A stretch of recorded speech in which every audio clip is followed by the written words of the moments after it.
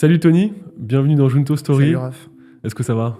ça va très bien. Bah écoute, merci de prendre le temps. Aujourd'hui, on va essayer de décrypter avec toi les méandres de LinkedIn et notamment de LinkedIn Ads. On va parler création de campagne, ciblage, full funnel et pourquoi pas même ABM. Donc merci de prendre le temps d'évoquer tous ces sujets-là ensemble. Avant tout, je te laisse te présenter. Yes, bien sûr. Donc moi c'est Tony, j'ai 32 ans. L'année prochaine, ça fera 10 ans que je fais de la programmatique ou de l'achat média en règle générale. J'ai fait 5-6 ans en agence et 3-4 ans chez l'annonceur.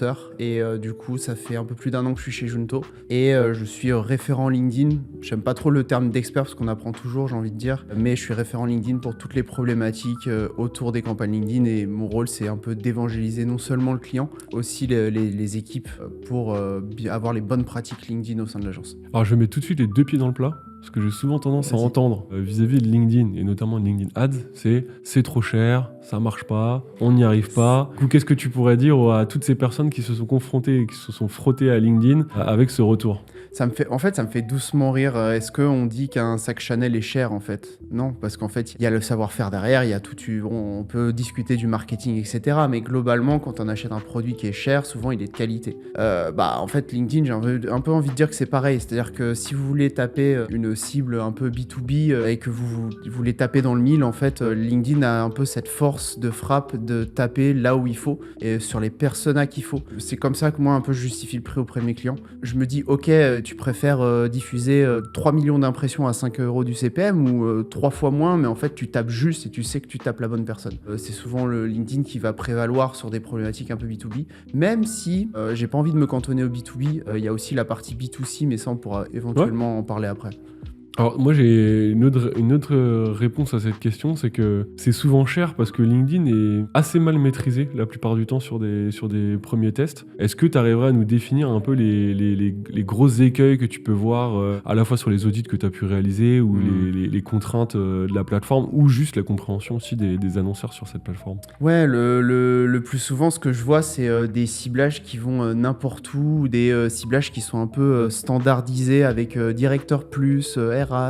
Au bout d'un moment, il faut être un peu plus précis et taper un peu plus juste, notamment en croisant avec les centres d'intérêt ou avec les compétences, ce qui est assez sous-évalué. Ça, c'est le premier écueil que je vois. Le deuxième, je vais peut-être pas me faire des amis à l'agence, chez LinkedIn en tout cas, c'est le fait d'avoir la diff max. En fait, l'objectif, c'est pas de dire à l'algo, vas-y, défonce tout, dépense à fond, donne-moi les meilleurs résultats. Le mieux, c'est de maîtriser les coûts, quitte à ce qu'en fait, on soit trop restrictif dans un premier temps et ensuite réajuster, faire du fine-tuning. C'est un peu les deux principaux écueils que je vois quand je vois une campagne, quand je récupère une campagne et que je fais un audit. Ensuite, ça va être plus sur la diversification des cibles. Souvent, c'est la même cible qui tourne depuis des mois et en fait, c'est normal. Regardez votre taux de pénétration d'audience et surprise, on est à 80% de taux de pénétration. Évidemment que les CPM augmentent, évidemment que c'est plus dur de choper ce dernier milestone, on va dire, en termes d'audience. Et souvent, ça manque d'une diversification des audiences. Souvent, moi, ce que j'ai tendance à faire, c'est de me dire que je pars sur une base d'acquisition, avec une cible plutôt sur les personas, croisée avec, pourquoi pas, un buyer group, c'est-à-dire des intentionnistes d'achat. On pourra éventuellement en parler pour faire la définition. Ensuite, je fais un lookalike, c'est-à-dire que je prends soit des gens qu'on convertit, soit si le client a un CRM, des segments CRM de gens qu'on convertit, qui soient clients ou même sur des strates plus bas du funnel, parce que finalement, tout le monde n'a pas au moins 300 clients, surtout quand on parle de B2B. Et le dernier, c'est le remarketing, où je vais taper un peu sur tout ce que je peux taper. Donc ça va être les gens qui ont vu la page entreprise, les visiteurs, etc.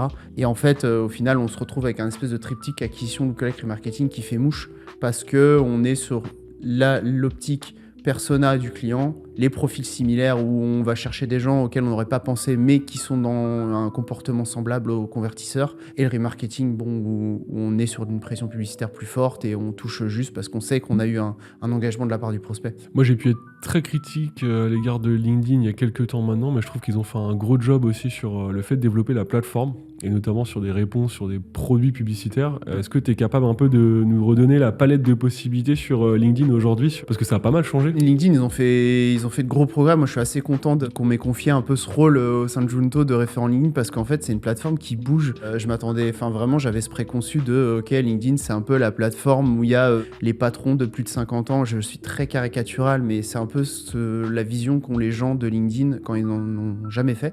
Et en fait, force est de constater qu'ils ont énormément développé différents formats et différentes approches. Je parlais tout à l'heure du buyer group. Ça, c'est pas vraiment un format, mais c'est plutôt une stratégie. C'est-à-dire qu'en gros, ils ont créé des espèces de cohortes basées sur les intentions d'achat. Moi, je le vends de la manière suivante, c'est de se dire que, en fait, j'ai un logiciel de recrutement, je vais choper les directeurs RH, très bien, mais qui vous dit que, en fait, c'est le directeur RH qui va contacter les commerciaux, qui va avancer dans le processus? Non, le directeur, ça va être peut-être la base finale où la personne qui a contacté le commercial de l'entreprise qui vend les logiciels, il y a besoin d'une validation de budget, il va parler au directeur et ça se finit en un mail. Donc finalement, le directeur, c'est pas forcément tout le temps la cible qu'il faut toucher. Donc ils ont fait le buyer group pour ça, pour avoir des intentionnistes d'achat basés sur des signaux. Ça change un peu du paradigme poste et fonction et centre d'intérêt.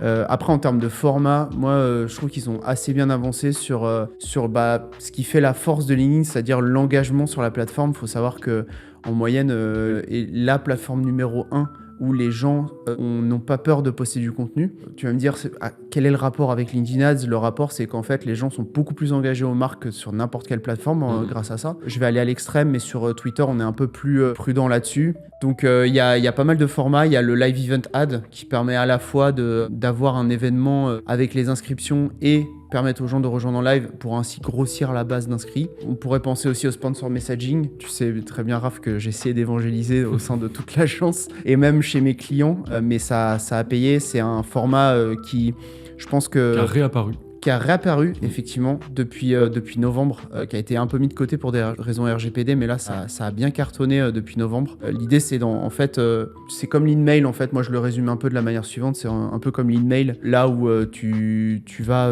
toucher les gens sur la messagerie et en fait c'est un message sponsorisé. Donc l'avantage c'est qu'en fait tu touches tout de suite dans la messagerie avec des messages personnalisés. Donc, ils y ont bien pensé LinkedIn pour le coup. Ils ont fait une pression publicitaire qui fait qu'en gros tu n'as pas un message tous les 30 jours. Oui, c'est ça, ils ont mis un cap en fait sur le risque c'est que quand tu penses à ça tu dis ok mais j'ai plein de pubs sur mon feed, je vais pas avoir la même chose sur ma messagerie sinon c'est trop saturé. Donc ils y ont bien pensé pour le coup. Le dernier que j'ai en tête, c'est très nouveau, c'est le Personalized Ad. Je parlais du sponsor messaging où tu peux personnaliser ton message et le Personalized Ad je trouve ça assez fort. C'est pour l'instant en bêta mais c'est hyper intéressant. C'est le fait de pouvoir personnaliser la publicité sur le feed.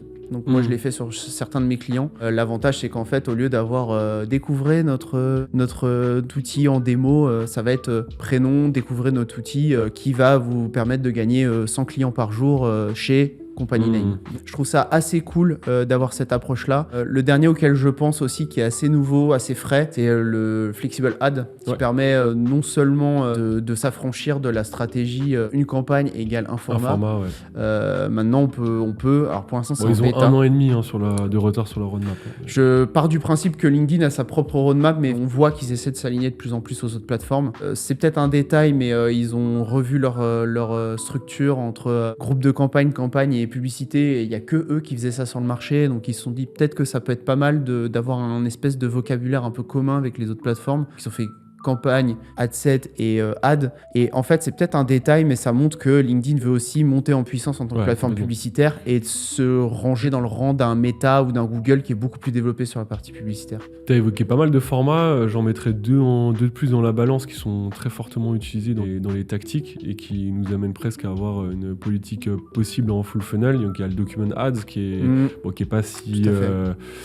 tout nouveau, mais qui du coup aujourd'hui est fréquemment utilisé, et on a le Thought Leader Ads qui est du coup aussi un format de plus en plus utilisé pour faire valoir les marques au travers de personnes ou d'influenceurs. Je pense qu'on aura tout loisir de reparler de ça, et puis on reste aussi sur des formats vidéo qui sont un petit peu plus dans le funnel. Je trouve que entre les exemples que tu as pu donner et les 3 que je viens de donner, je trouve vraiment que LinkedIn aussi a réussi à terminer un petit peu son plan global de structure un full funnel, et ma question est la suivante, c'est comment aujourd'hui tu arrives à définir ces étapes dans le funnel sur LinkedIn, et quelles sont tes clés de lecture pour construire ce genre de schéma? pour construire ce genre de schéma, on va partir du principe qu'on est sur un client qui a la capacité de faire un full funnel. Je mets quand même un disclaimer. Moi, c'est si un client qui arrive qui dit j'ai 2000 € par mois, je vais pas lui proposer un full funnel parce que je vais trop atomiser le budget et en fait, on sera sous-performant. Donc, partons du principe qu'on est sur du full funnel. Au début, sur de la notoriété, moi, je dis souvent aux clients, en fait, ne produisez pas de contenu. Ça peut paraître un peu choc, mais en vrai, l'organique se suffit de lui-même. Donc, je fais énormément de boosts de post. Quand le client a de l'activité, souvent les clients ont de l'activité sur les pages LinkedIn. Donc,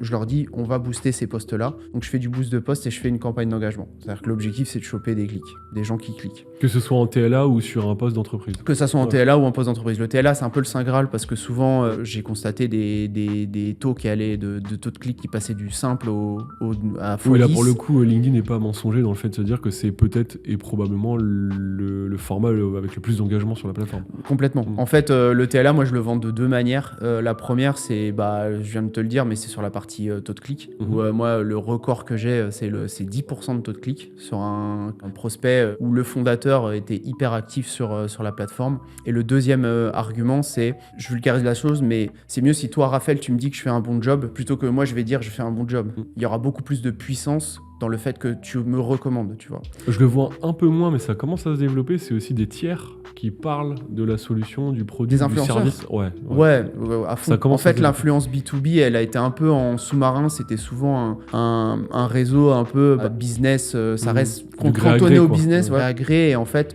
je pense que dans un futur très proche, on l'a vu déjà chez YouTube qui a un réseau d'influenceurs, TikTok qui fait un réseau d'influenceurs. Je pense que LinkedIn va se prêter au jeu avec un réseau un peu en libre accès d'influenceurs B2B. C'est encore très timide, il y en a très peu qui le font. Et souvent, c'est des choses qui sont faites au niveau relation entreprise à influenceur. C'est au sein de l'entreprise où l'influenceur va être contacté. Ou alors des partenariats stratégiques entre ou des partenariats. boîtes. Ça va être de l'affiliation pure et dure et je pense que demain, nous, agences, on pourra recommander des influenceurs B2B dans ce même sens. Donc effectivement, je commence avec du boost de post ou du TLA. C'est le plus efficace sur optimiser au clic.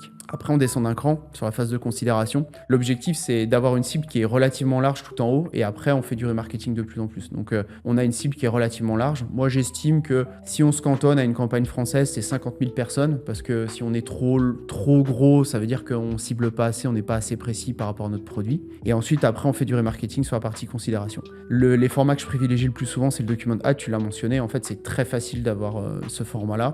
Pourquoi ? Parce qu'en fait, on peut teaser les pages d'un document. On n'a pas besoin de produire du contenu parce qu'en fait c'est les pages de contenu et du coup après on a un lead magnet qui est déjà tout fait. Après moi je mets une petite limite, j'ai tendance à tester ça et l'image ad avec une redirection vers l'URL. Je m'explique, c'est parce qu'en fait je trouve que sur LinkedIn le display du document ad est un peu moins bien fait qu'un lead gen classique. Là où en fait t'as ton petit bandeau avec le petit bouton bleu, là en fait t'as un espèce de petit bandeau blanc ton sur ton avec juste déverrouiller le document et c'est pas hyper clair pour les prospects. Mais le call to action, je suis sûr qu'ils vont le changer. Donc, je pense qu'ils vont le changer parce qu'ils ont dû se rendre compte que c'était pas hyper...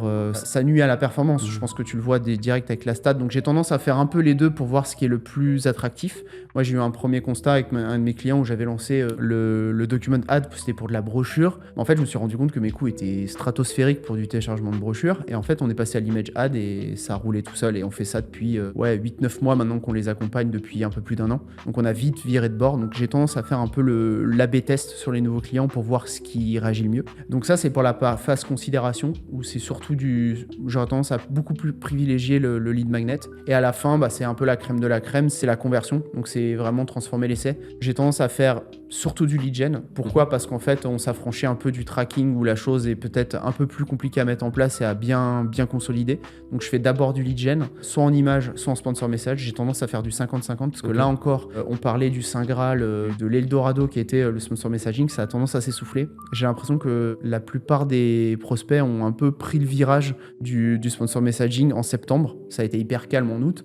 Et en septembre, moi, j'ai vu une augmentation des coûts. Donc, j'ai tendance à faire ce 50-50 histoire d'être présent à la fois sur le feed et sur la messagerie. Donc, ça a aussi une logique un peu d'omniprésence sur LinkedIn. Donc, sponsor messaging, image, en lead gen essentiellement. Et après, si les volumes le permettent sur de la conversion web. Ça, j'ai tendance à moins le pusher parce que la conversion web sur LinkedIn, c'est pas encore ça quand tu compares à un Meta ou un Google où ils sont très forts sur la génération de prospects web. Sur LinkedIn, c'est beaucoup plus efficace sur le lead gen.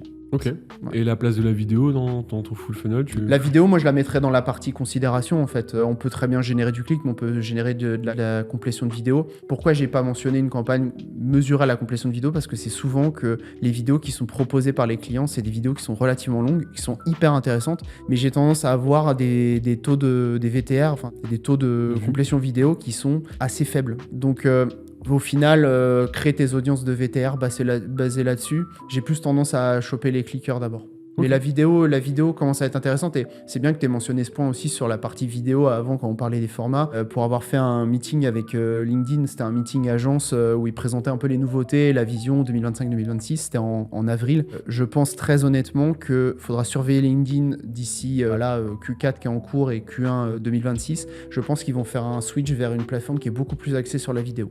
Beaucoup plus. Ils avaient fait des tests aussi avec des formats verticaux, avec des stories. D'ailleurs, on peut le voir sur le feed LinkedIn. Il y a certaines vidéos qui apparaissent soit en carré comme on connaît, soit en espèce de format vertical qui était à un moment une section à part, après il n'y était plus, etc. Donc ils font pas mal de tests. Il y a des formats aussi qui ressemblent beaucoup à TikTok avec des reserved ads où demain on pourra pusher une vidéo à l'ouverture de l'appli. Ça rappelle très facilement TikTok. Donc sur la vidéo, en vrai, LinkedIn, j'ai tendance à te dire aujourd'hui, 31 octobre 2025, j'irai pas trop dessus sur de la complétion de vidéo. Reparlons-en l'année prochaine. Ok, ça va intégrer au playbook du coup. Exactement. Très clair. Tu as évoqué un chiffre où on bataille souvent pas mal tous les deux sur les 50 000 utilisateurs dans l'audience LinkedIn. Qu'est-ce que tu as à dire aussi peut-être aux boîtes qui sont plutôt sur des univers de niche, etc. Qu'est-ce que tu leur dis? Est-ce qu'il faut forcément une audience à 50 000 ou est-ce qu'on peut se rapprocher des fameux 300? Puisque 300 c'est la limite minimale sur la plateforme. Comment tu gères ces campagnes un petit peu plus réduites où la cible est très très identifiable. Sur une audience de 50 000, tu le mentionnes bien, c'est pas si j'ai moins de 50 000 ou plus de 50 000, c'est pas bon, faut être pile à 50 000. Déjà, c'est quasi impossible et c'est pas le sacro-saint chiffre. Faut le mettre en parallèle avec l'industrie du client, tu l'as bien mentionné. Et en fait, j'ai tendance à dire, essayons d'être hyper restrictifs, mais ne soyons pas en dessous des 10 000. Sur de l'acquisition, j'entends. Après, si on va être sur quelque chose qui est beaucoup plus niche, il y a une stratégie qui peut être intéressante, c'est la partie ABM ou la partie segmentation CRM. C'est plus du renfort. Je ne capitalise pas à fond sur cette stratégie, mais je vais être sur du fine-tuning avec des segments qui sont clairement identifiés. J'ai fait un exemple avec un de mes clients, il m'a dit écoute, on s'est aidé d'une agence CRM, on a scrappé l'ensemble des entreprises qui peuvent être notre cible. Voilà le segment, qu'est-ce qu'on en fait? Je lui dis file-moi le segment, j'ai pris la base d'entreprise et on le fait en surcouche du persona et hop, ça y est, on a notre stratégie ABM. Ça peut être une stratégie qui permet de non seulement choper le persona, mais aussi choper les entreprises qui seraient le plus à même. D'ailleurs, en sens, je parle d'ABM, mais LinkedIn est assez fort. Ils ont fait une fonctionnalité qui est assez peu connue. C'est une petite section qui est dans LinkedIn Ads où tu peux voir le top engagement des entreprises qui sont engagées à ton contenu, que ça soit du payant ou de l'organique.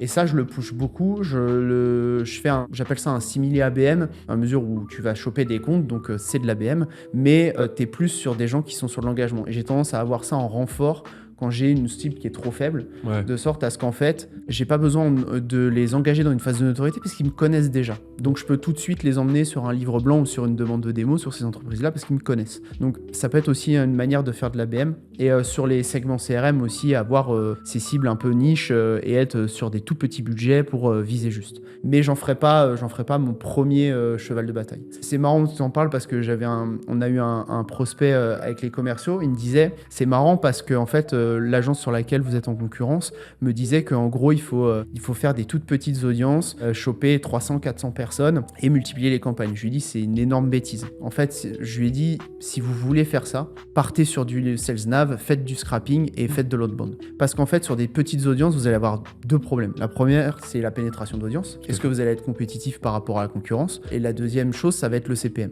En fait, vous allez avoir des CPM qui vont être stratosphériques sans forcément un retour sur investissement. Ah, tu peux facilement passer les 150, 200... Oh bah très facilement, très facilement. En fait, rien que sur du remarketing, déjà, t'es pas loin sur du remarketing très chaud, t'es pas loin de ces CPM-là. Mais sur ces segments-là, je lui dis, c'est une énorme bêtise. En fait, ça marche si vous avez énormément de budget. Ok, atomisez votre budget, allez-y, faites-vous plaisir. Si vous avez 10 000 euros par mois, c'est pas la peine. C'est exactement ce que je lui ai dit et ça a fait mouche parce que j'ai réussi à le convaincre qu'en fait, bah oui, ok, ça fait sens de se dire que parmi tes 10 000, il y aura peut-être ton cœur de cible qui va convertir, mais au moins tu auras évangélisé tout le monde que tu voulais évangéliser. Et si jamais tu veux faire des petits segments, soit tu fais du nurturing, soit tu fais de l'inmail ou tu fais de l'outbound, du scrapping. Enfin, en tout cas, tu pars de l'inbound et tu vas vers l'outbound, c'est sûr.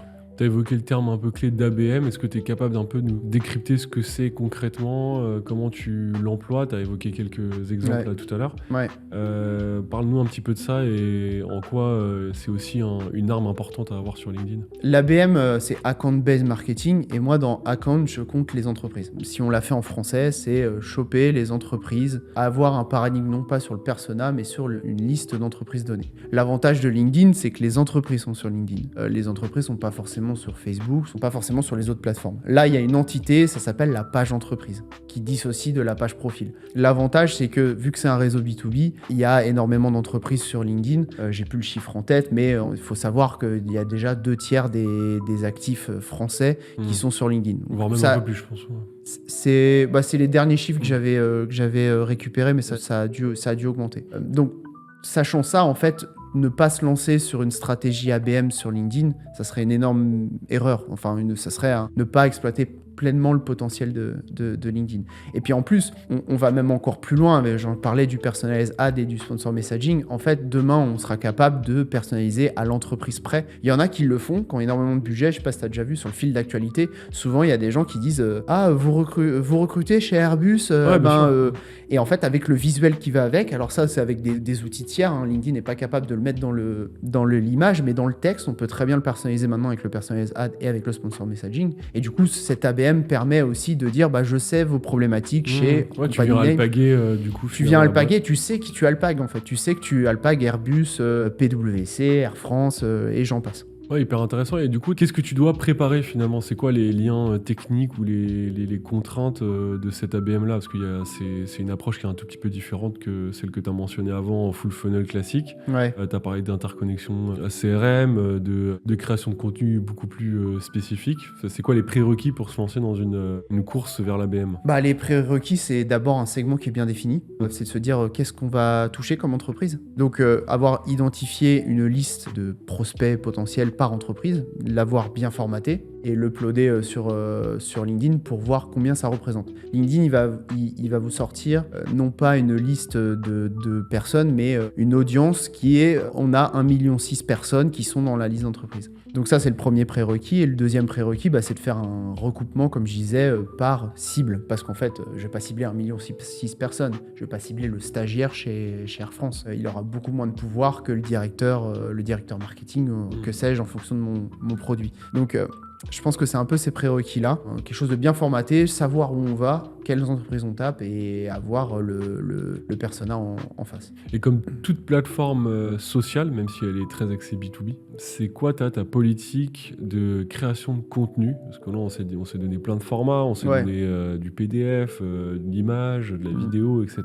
Comment tu fais pour interconnecter avec les annonceurs et leur prodiguer les bons conseils aussi sur ces aspects-là? Parce que moi, j'ai aussi tendance à dire que LinkedIn coûte pas si cher si tu as des segments clairement identifiés, mais en fait, le vrai billet qu'il faut mettre, c'est souvent en contenu. Donc, comment tu fais pour gérer ces deux aspects-là? Sur la partie contenu, en préambule, je dirais qu'il y a un chiffre à retenir, c'est 5.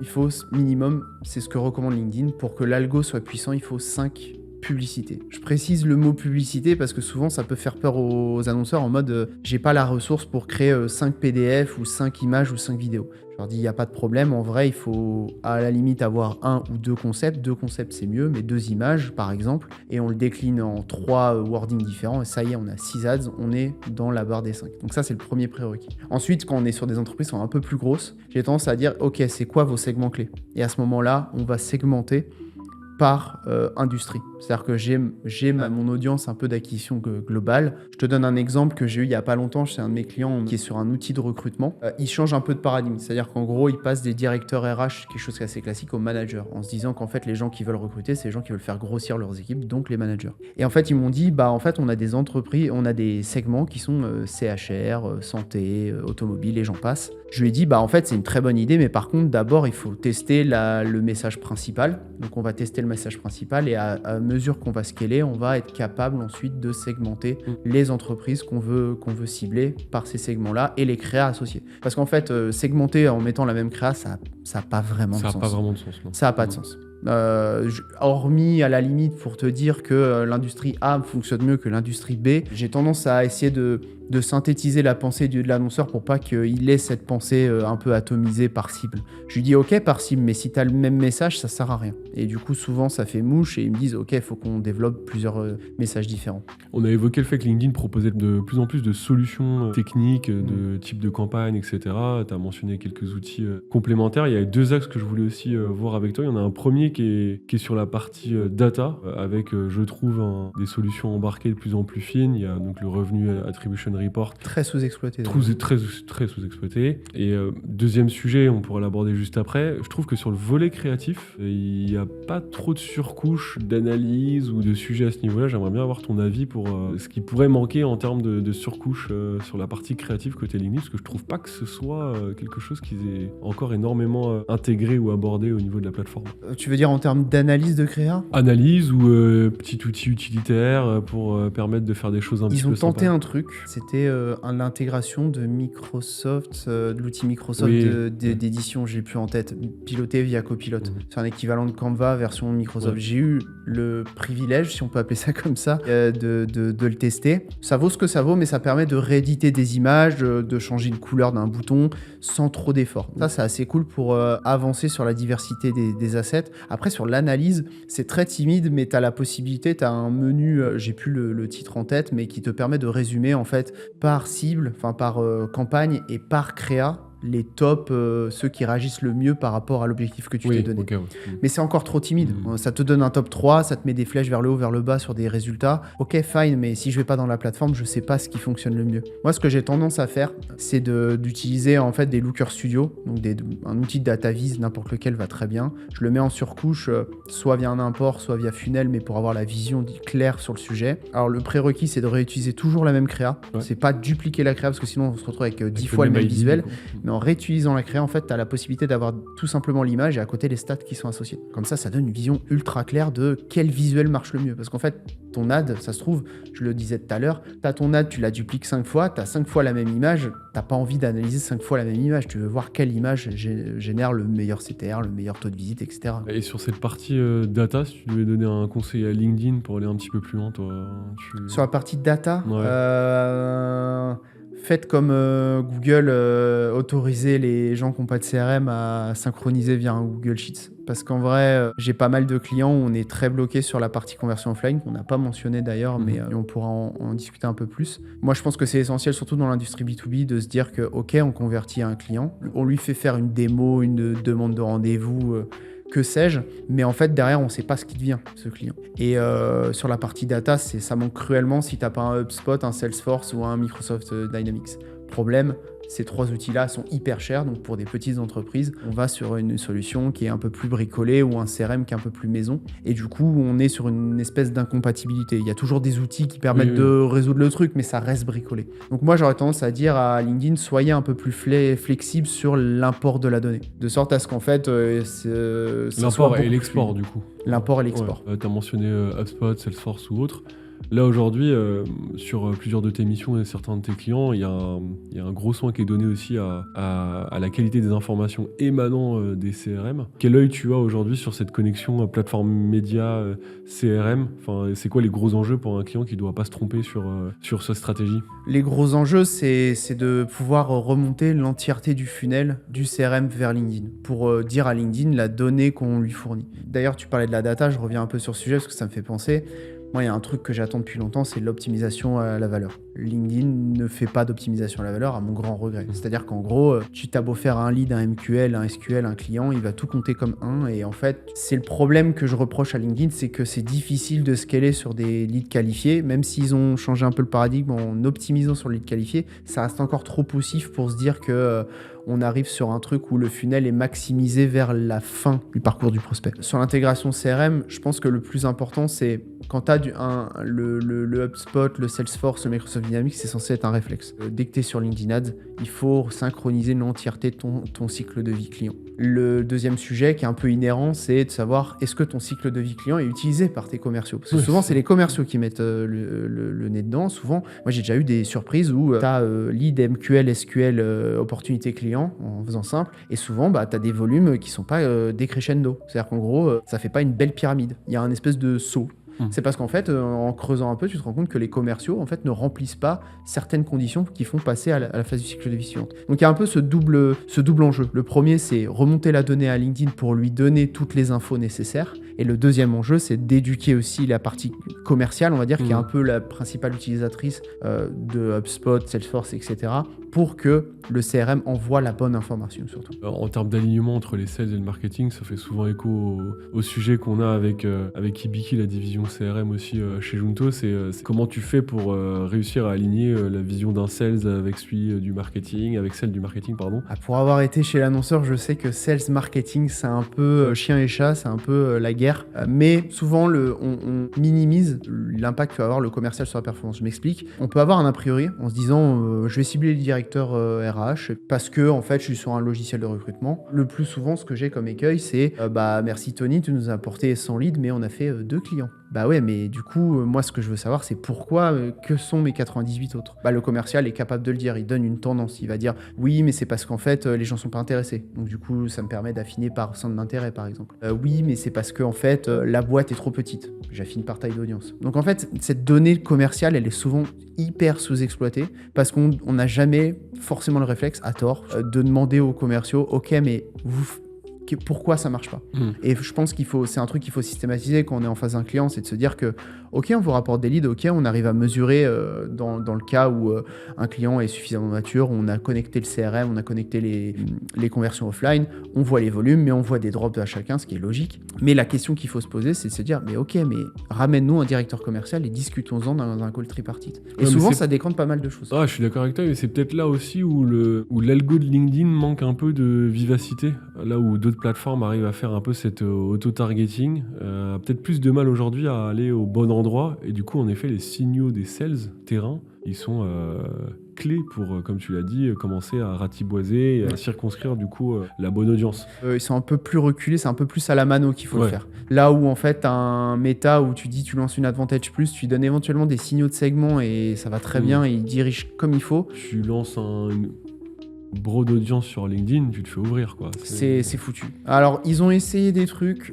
honnêtement je suis pas hyper convaincu, ils ont fait 2 choses. La première c'est les campagnes Accelerate, je ne les conseille absolument pas. C'est ce qu'avait fait à un moment LinkedIn, tu sais avec les... c'est la Pmax de LinkedIn. Non, les Accelerate c'était un peu comme tu sais sur Google où à un moment tu pouvais, si tu étais un commerçant, faire des campagnes automatisées, tu sais, simplifiées. J'ai déjà testé, c'est catastrophique, bon voilà c'est pareil. Et ils ont essayé aussi ce que j'appelle les AI Optimized, où en gros tu peux switcher d'un ciblage classique à un ciblage où tu donnes tes signaux. C'est un pseudo Pmax ou un Advantage Plus, on voit ça comme on veut, mais c'est un peu dans cette veine-là. Je suis pas hyper convaincu parce qu'en fait il n'y a pas de retour sur quelle est cette audience. Je te donnais des signaux, ok, mais il y a quoi derrière? Clairement. Et je pense que déjà ils ont plutôt tendance à aller... les orienter davantage sur un travail sur leur algo sur des campagnes dites classiques avant d'aller sur ce genre de choses. Donc, et même sur les stratégies d'enchères, je trouve que c'est encore un peu trop monolithique. Il y a peut-être des choses aussi à développer à ce niveau-là. En fait, sur les enchères manuelles, c'est un peu trop... c'est trop à l'ancienne. En fait, plus personne n'achète au coup par clic, sauf quand t'es vraiment en top funnel. Moi, un truc que je regrette, je t'en parlais tout à l'heure, c'est l'optimisation à la valeur. En fait, je l'attends comme le messie parce qu'en fait, demain, je serais capable de dire à un client, ok, on dit que le lead, ça vaut... Et ce que je trouve encore plus dommage et plus frustrant, c'est que quand tu set up tes conversions, t'as la valeur que tu peux apposer, mais tu n'en fais rien. Enfin, si t'as une valeur, il te dit une valeur de conversion, super. T'as la métrique, mais t'as pas l'optimisation sous-jacente. Voilà. Donc en fait, ok, d'accord, j'ai un CA, j'ai un retour sur investissement, même s'il est fictif dans une partie B2B, parce qu'un lead, tu dis que c'est 100 €. Je pensais que ça allait arriver avec le revenu attribution. Moi, il me l'avait annoncé pour Q3 2025, donc là. Je l'attends toujours. Donc ça me frustre un peu là-dessus. Et puis deuxièmement, il y a des choses qui me paraissent aberrantes.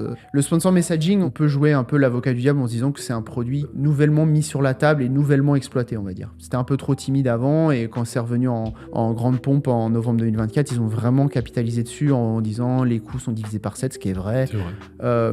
Un meilleur reach, une meilleure approche avec un capping qui est beaucoup plus faible. Ça, je le rejoins complètement. Le problème, c'est que l'enchère, je peux le faire par envoi. Je m'en fiche de savoir combien je paye par envoi. Moi, je veux optimiser au coût par résultat, avoir un cost cap au coût par résultat. C'est pas possible avec le sponsor messaging. Donc, c'est plein de petites choses qui montrent que LinkedIn essaie de faire des trucs. Si on regarde les fondamentaux, les fondations des différentes plateformes, il y a encore quelque chose à faire. Et en revanche, il y a quand même de la richesse sur des dashboards ou des signaux que cette fois-ci LinkedIn peut avoir, mais seulement en back-office. Et là, du coup, c'est plus via les équipes LinkedIn qu'on arrive à avoir ce genre d'insight, etc. On en revient finalement un peu à l'ABM. Moi, j'ai été assez surpris de certains reporting sur des comptes clés chez nous, où ils étaient capables de nous fournir un niveau de chaleur ou d'intention de certains comptes strat pour le client en question, et de se dire, ah là, cette personne-là est qualifiée à l'achat, elle est en train de bouger, etc. Et d'avoir un gradient en fait des comptes clés là-dessus, et du coup du changement de posture d'un prospect vis-à-vis des messages qu'on peut prodiguer tout au long de l'année. Ils ont de bonnes idées, mais pour l'instant, tout n'est pas positionné en SaaS service, mais ça présage aussi de choses qui pourront renforcer, je pense, à la fois l'impact des campagnes full funnel, l'intérêt d'une campagne ABM, etc., etc. Je pense que pour l'instant, c'est pas en self-service parce que je pense que ça demande beaucoup de ressources ou peut-être beaucoup de technicité. Parce qu'en fait, les rapports qui sortent sont pour le coup hyper détaillés, c'est vrai. Souvent, ceux où je fais appel, c'est quand j'ai des QBR ou des réunions strat avec mes clients. Je demande aux AM LinkedIn de me sortir un rapport concurrentiel. Ça permet d'une part de savoir si en fait, compte tenu de nos investissements et nos campagnes, est-ce qu'on est bien positionné en termes de coûts, en termes de captation de prospects, en termes de cibles, d'audience, etc. Et un truc qui est hyper intéressant aussi, c'est ta répartition du funnel. Est-ce que tu es en adéquation avec la concurrence? Ça permet de deux choses. Ça permet de savoir si en fait ça pêche au niveau de la conversion ou au niveau de la noto. C'est comme ça que j'arrive à vendre du rajout de briques. Parce que souvent, le frein que j'ai, c'est ouais, moi je veux faire de la perf, je m'en fiche de proposer des boosts de posts et faire du clic, ça m'intéresse pas. C'est beaucoup plus simple d'expliquer qui vous êtes et de dire tiens, viens me rejoindre, plutôt que de dire bonjour, viens me rejoindre. Là-dessus, il y a un truc sur la répartition qui est hyper intéressante. Et le deuxième, moi je le tourne un peu à l'envers, c'est de se dire que là on est vraiment présent et la concurrence n'est pas, c'est-à-dire que c'est une niche à exploiter. Typiquement, moi j'étais déjà tombé sur un client qui faisait pas mal de sponsor message pour le coup. C'est un des premiers qu'on a lancé avec le sponsor message. Et en fait, en regardant l'analyse de la concurrence, ok, on était un peu la ramasse sur l'image, la vidéo, machin, mais sur le message ad, nous on était là, la concurrence était là. Donc en vrai, on crée un niveau de mémorisation assez élevé. Est-ce que tu as sinon des tips qui sortent un peu de notre discussion, des choses qu'on n'aurait pas forcément abordées, qui ont de la valeur pour toi là, sur soit des choses actuelles, soit des choses qui vont arriver sur LinkedIn au sens large? Ouais, je parlais de la partie vidéo. En vrai, c'est quelque chose à pas négliger. En vrai, tout le monde parle de la vidéo. Google qui parle de faire des vidéos verticales. TikTok, bon ça, j'en passe. La vidéo sera essentielle à LinkedIn. Si jamais vous voulez faire de la vidéo, développer des LinkedIn Ads l'année prochaine ou en 2027, il faut capitaliser sur la vidéo. Ça va être le format phare de LinkedIn, j'en suis convaincu. Ensuite, un truc qui est un peu sous-exploité par les clients et les prospects, c'est d'avoir un message différent sur la partie funnel. Ça peut paraître tout bête, mais souvent on propose toujours la même chose, le même message sur une partie conversion. Tu vois, si je fais du remarketing, en fait, en fonction de la chaleur du prospect, je ne propose pas un truc un peu d'urgence, un truc de « Ah, au fait, vous avez visité notre site », un truc qui est beaucoup plus personnel, qui dit que « Ok, je t'ai capté, je sais qui tu es ». Et je trouve qu'on a un peu de mal pour des raisons d'audience, souvent. Mais quand il y a l'audience, souvent on le développe pas assez parce que pas le temps de développer des créas en fonction, des wordings en fonction. Je pense qu'il y a essentiellement ça. Je pense qu'on a à peu près tout vu. Hein. Bah merci Tony pour ce décryptage sur LinkedIn, c'était hyper intéressant. Avec plaisir. Donc on te retrouve disponible sur les réseaux aussi pour continuer à décrypter la roadmap 2026 de LinkedIn. En tout cas, merci d'avoir échangé tout ça à ce micro. Avec plaisir, merci Raph. Merci.